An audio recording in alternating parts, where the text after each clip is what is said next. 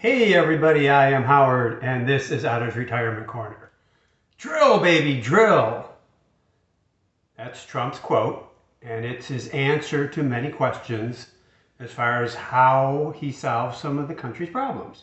So, what does that mean, and will it work? Specifically, what he's referring to is, the U.S. has more oil reserves than any other country in the world, and if we somehow are able to pull up those reserves, we can increase production, and when you increase the supply of something, it lowers the price. And oil drives the price of a lot of products around the country. Every product you get travels to wherever it's sold at some point by a truck, or even if it goes by rail, it eventually gets on a truck and goes somewhere. So if you can lower the cost of transportation, you can lower the cost of the goods. The tricky part is a lot of companies are reluctant to lower prices. You'll basically see produce go up and down because it's very seasonal as far as, avocados have a peak season, the prices go down because there's such a large quantity. But in general, you don't see food prices drop much once they go up. They're kind of sticky. You know, they don't like to open the Pandora's box to lowering prices. That's just the way it is.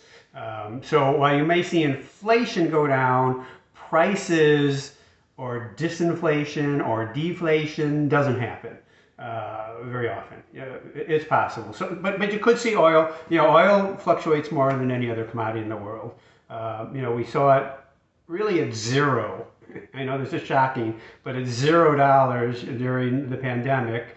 And we've seen it at $125 a barrel. I forget what the peak was. So it's variable. All right, so how do we make the economy better? We lower prices. Everybody makes more money, has more money, spends more money. As we spend money, the economy grows. We have more people working, more jobs, better job growth, fewer unemployed, more people working, more Social Security taxes, so that, the trust fund doesn't run out as quickly. Although in Trump's mind, I think he kind of thinks it just won't run out, but it will run out. There's not enough job growth available to solve our Social Security problem. So let's look at the other issue here. Right now, the U.S. is producing about 13.4 million barrels of oil a day, and that's a record. We set a record in 2023. We're going to set a record in 2024. All of you complain about Biden's war against fossil fuels or war against oil. He failed miserably because we're producing more oil than ever. There's more demand for oil than ever, regardless of the growth in other sources of energy. As the population grows, as the world population grows, there's going to be continued demand for oil. That's not going to go away anytime soon, although the growth rates probably will slow and eventually they'll stop. Where that is, 10, 20, 30 years, I don't know. So we're doing 13.4 million barrels a day. It's forecasted to be 14 million a day in 2025, just as the growth continues. But here's the issue, all right? So, all right, yes, we could flood the market with oil. And when I say flood, going from 13.4 to 14 is not huge. But let's say Trump is able to open up the Alaska refuge area to oil drillers, and they decide to drill for oil there, and we open up more fracking. We just, whatever you want to do, oil companies, go ahead and do wherever you want to do it. Environmental laws be damned, regulations be damned, just do it. All right, so say we go up to 15, 16, 17 million barrels a day. It will bring down the price of oil. But here's what happens, and I've said this so many times, in comments especially, not just on my channel, but on other channels and other discussions, whether it's Yahoo or YouTube, wherever it is. Don't be mistaken, the price of oil is driven by OPEC. They still control world oil supplies, and where they want the price of oil to go, it will go.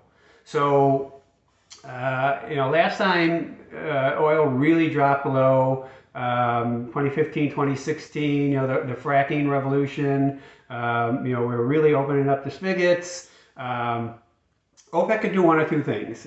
They could either cut their production, in other words, take supply off the market so that the world prices go up, or they maintain where they are to offset our increased production. Or what they did back then is they increased production. And it seems counterintuitive, but what they were doing is driving the price of oil so low that the American producers couldn't afford to pump oil at those prices. It was costing them more to bring the oil up than they could sell it for.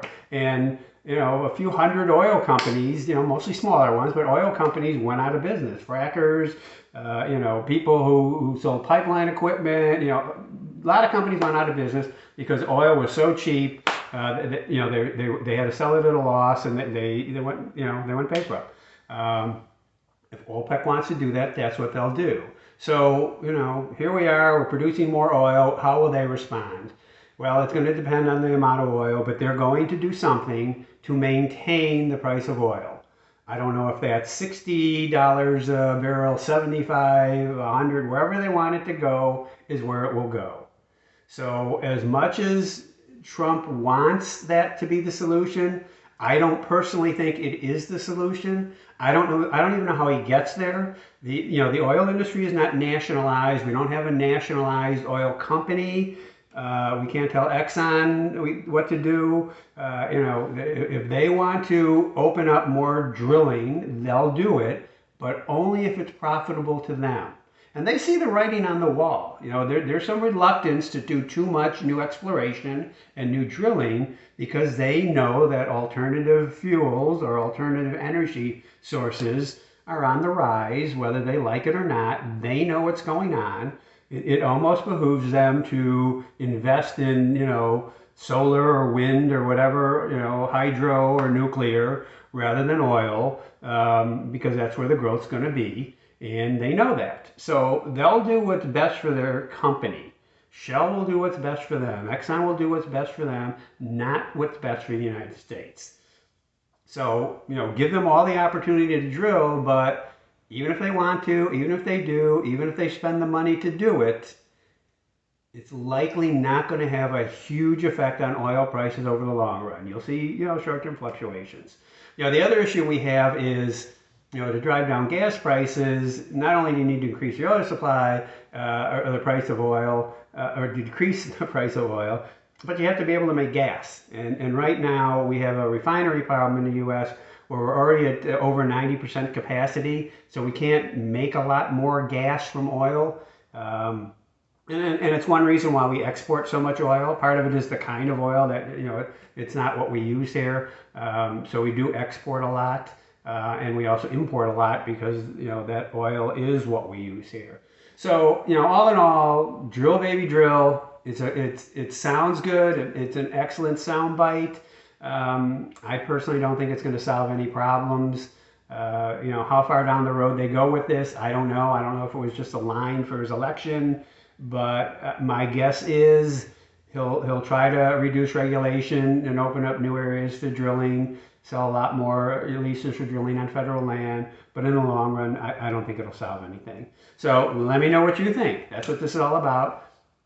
Tell me in the comments. If you like this kind of conversation, please subscribe, please share, like, and comment. And we'll talk to you next time. Thanks. Bye.